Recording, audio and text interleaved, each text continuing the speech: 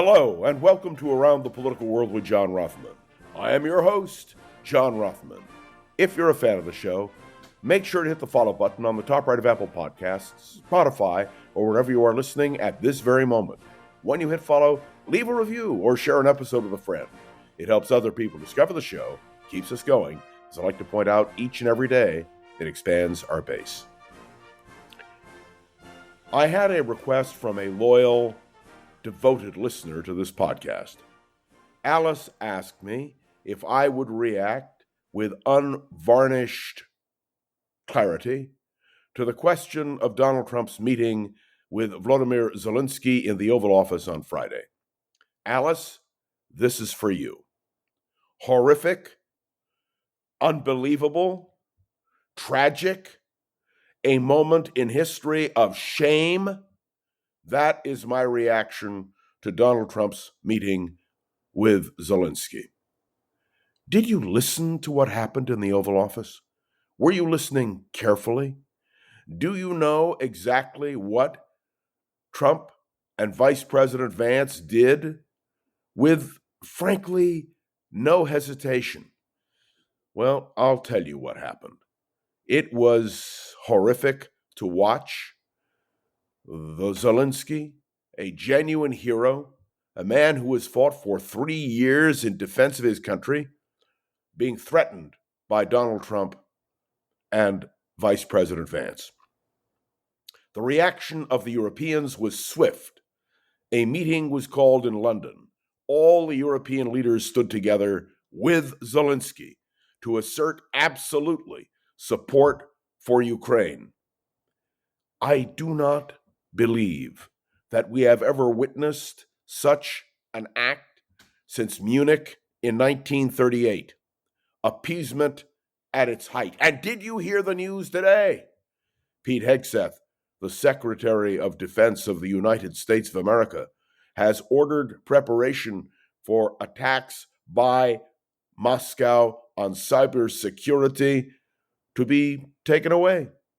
We no longer seem to worry about the fact that Russia is an adversary.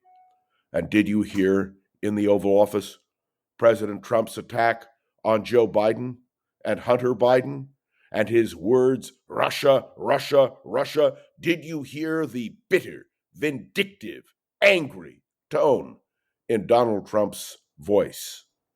And did you watch Marco Rubio in a most uncomfortable contortion, having to defend Donald Trump?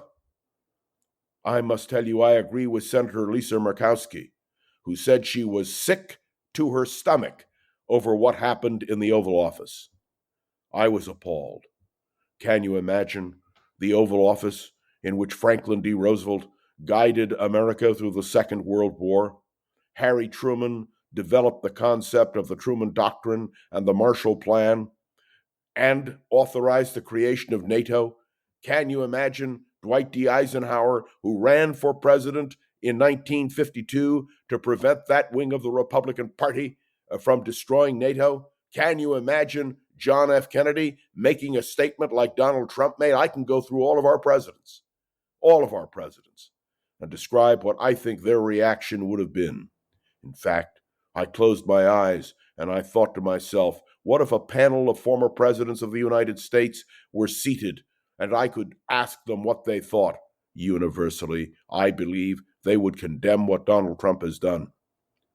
This is a moment when we must remember that the Western alliance, which was built as a result of World War II, may in fact be diminished.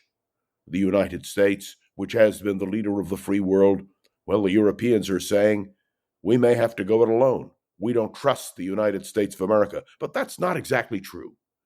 What they don't trust is Donald Trump. The Trump-Vance administration has always had a grudge against Ukraine. Remember that Vice President Vance never voted for Ukraine aid, always opposed it during his time in the United States Senate. And what about Marco Rubio, who was the great defender of Ukraine, who spoke out loudly and clearly? Well, he has seemed now to have lost whatever conscience he has. It reminds me very much of a book I read, Resignations in Protest, describing previous U.S. government officials who resigned rather than carry out policies they opposed. Marco Rubio, where are you? For heaven's sake, look back at what you said when you were a member of the United States Senate.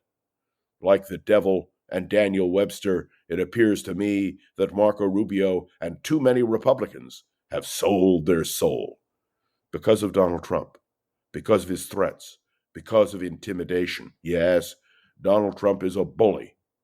And may I tell you that I believe the happiest champagne glasses being raised were raised in Moscow. Right now, what we have is an administration parroting the words of Putin and Russia. It is absolutely horrific.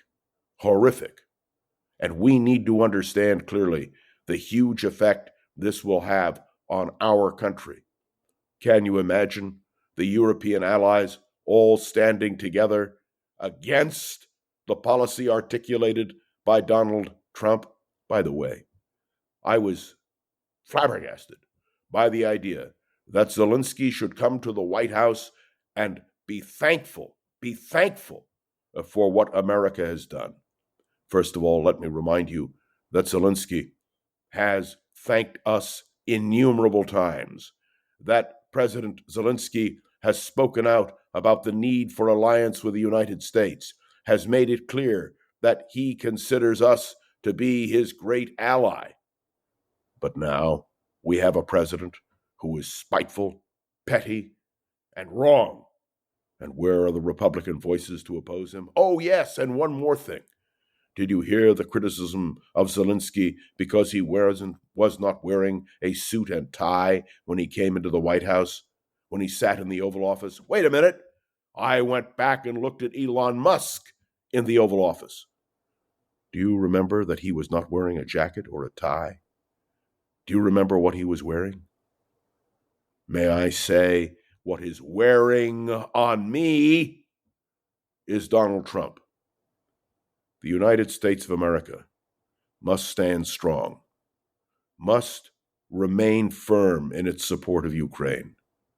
Thank God we have allies who understand the meaning of a struggle for freedom.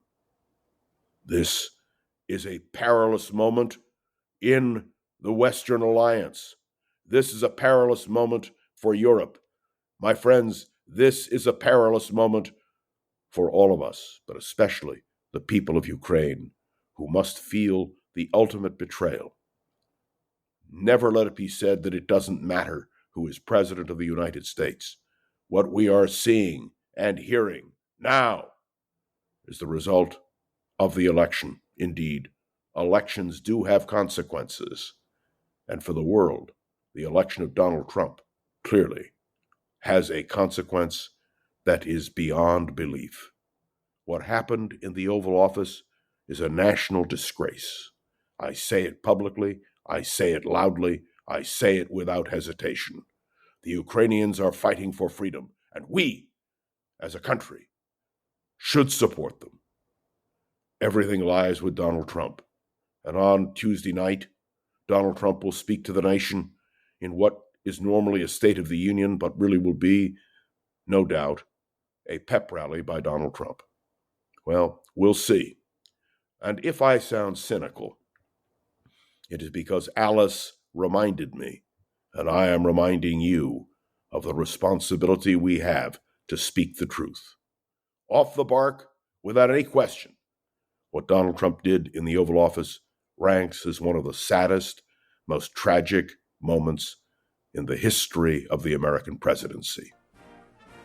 Thanks for tuning in to another episode of Around the Political World with John Rothman. Make sure to follow along and let me know your thoughts on the show by leaving a review on Apple Podcasts and sharing an episode with a friend or colleague so we can continue to grow and expand, which, of course, is our goal. You can interact with me on LinkedIn, on Facebook.